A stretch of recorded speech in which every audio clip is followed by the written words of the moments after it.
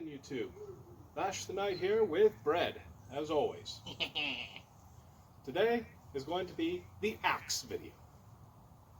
So stay tuned as we get some brief history on some of these fine axes. This axe came from my grandfather, Harold Clorky Clayburger.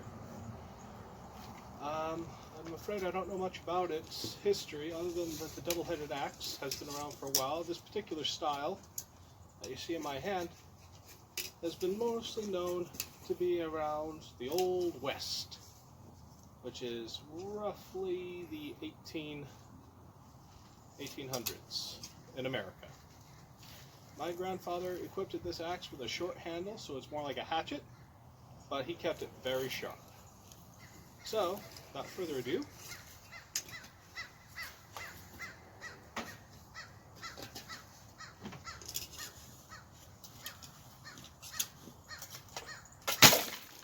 wow! Would you look at that? as you can see, it was so devastating in that one swing still with its powerful blade that it not only obliterated the front, but cut its way into the back with ease. I'd say this has one more swing left. I mean, that thing completely just destroyed it. At most, it has one swing left. Well then, let's get that one swinging. Oh! You might want to just... That just... Wow. The heavy weight combined with the double-ended sharp blades definitely sends this axe to my approvals. And as always, we are recycling these properly after usage. Yep.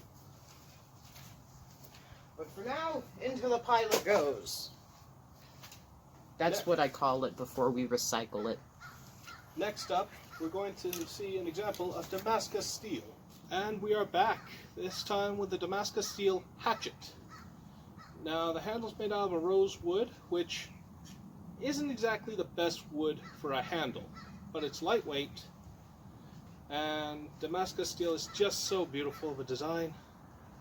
This particular pattern is, I believe, raindrop Damascus, as it has unique shapes on the blade here, and forms.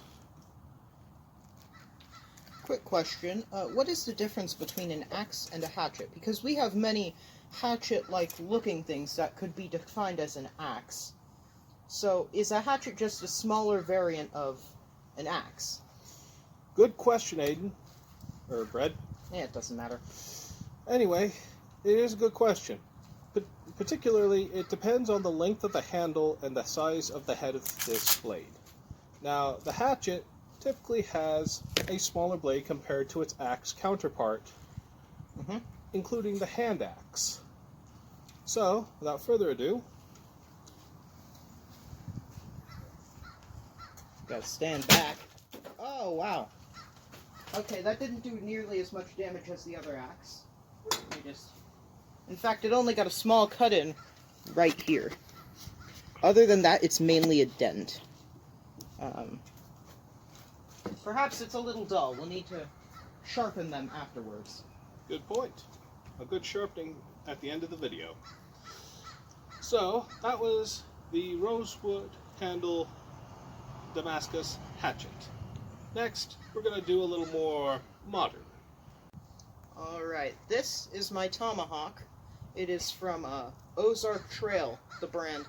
Not sponsored, of course. Would love it if they did, because this is an amazing axe.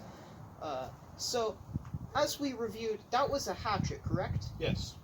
So what's the difference between a hatchet and a tomahawk such as my own?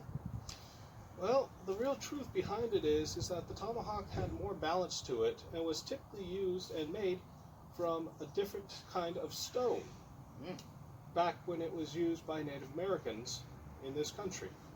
While the hatchet was a bit of evolution with refining stone into steel. Interesting. Well, right before we get to the swing, I would just like to show you the axe. It's beautiful. Very well balanced. So, yes, he was correct. the assumption, or not the assumption, but the fact that it was made balanced. So first I'm going to go for a downward swing and then maybe a side swing if it's still intact. Okay, so, as we see, that is just leaking. Wow. If you can see, it cut all the way down here, even though it only impacted right here. Oh, that's amazing. Alright, so next I'm going to go for more of a left down right swing. Okay. Actually, it's stuck in there right now. As you can see, it went straight through the handle. In fact, it's actually taking a bit of work to get it out. Jeez. Wow. This axe is truly, well, Tomahawk, Hatchet, is truly a piece of art.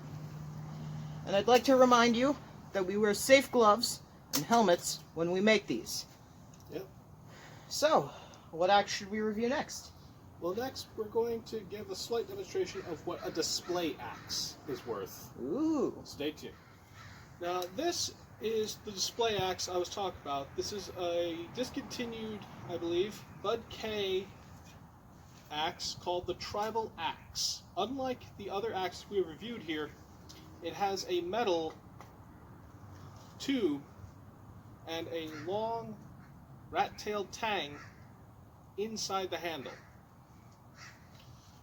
The axe itself has a pretty okay edge, but this is why a display axe is just a display axe.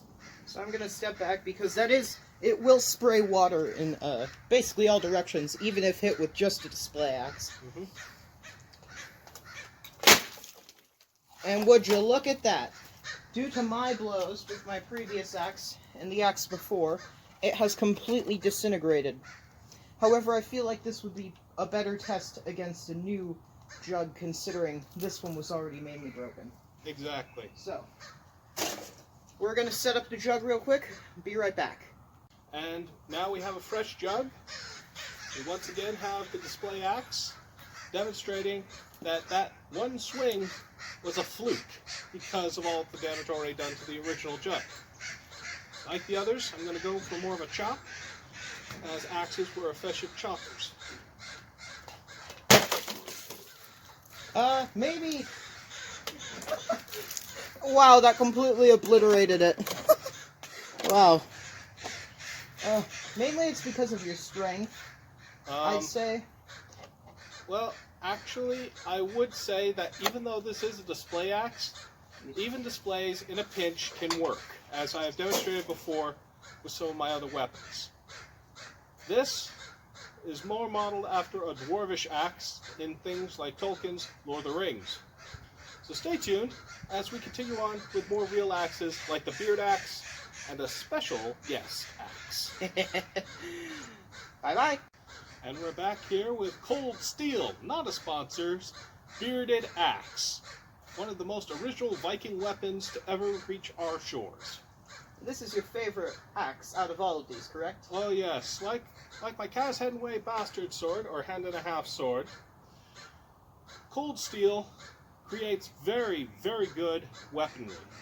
Again, they are not a sponsor, but I do vouch that their weapons are top quality. I would like to mention beforehand that this is the thickest plastic that we have at this point. So, yeah, let's just see how smooth this cuts in. Let's stand back. Stand back a safe distance, and once again, we are equipped with helmets, and that hurt my ears. So, without further ado... Oh, wow. Wow. Utter obliteration. I mean, look at that. The cap popped off. It's split in half. It's only... Actually, look at that. Look at that. It cut... Wow. And that was with very little effort. Yeah, I mean... Even if... That's basically how I would swing it. And I'm way weaker than him. Impressive. So once again, Cold Steel. You are a fine craftsman in your steel work when it comes to your weapons. For your armor, I cannot truly say. I got mine from India. Anyway. Now for the special guest. See you in moments, ladies and gents. And we are back with the special guest axe. This design is designed after the Viking hand axe, much similar to the beard axe, just in a smaller case. Historically, the hand axe was used in association with a shield or a sword in the opposite hand. Also, they were sometimes thrown at enemy stronghold doors to break it open. So I'm going to do one swing two-handed and the other one with only one hand. Yep. And once again, under adult supervision, this is the only time sharp objects can be done for those under 18. Jeez. So, first we have the one-handed swing, which I'm just going to do a downward strike with the middle of the blade. As we can see, only a dent. Now, do note, he did hesitate on the swing because the wood handle of this particular axe bought on Amazon is pretty light, so it's very questionable at best if it actually is used for combat. However, its head is carbon steel. Well, I'll do another one, this time less hesitant. Oh, wow. Wow. As you can see, it has split in twain. Oh my gosh. As all the water leaks out of the jug here. How clear of a cut that chop was. Oh my gosh, this is... wow. Now, Brett, how easy was that one swing? Oh, way easier than the first one, which I had very much hesitation. You know, barely a dent. But the second swing, it went through cleaner than knife through butter. It's amazing. Oh god. 11 out of 10. 11 out of 10 so far. Well, we're going to get the next jug ready so he can swing again with two hands. Stay tuned. And we're back here with the axe, the hand axe, with bread. Yep.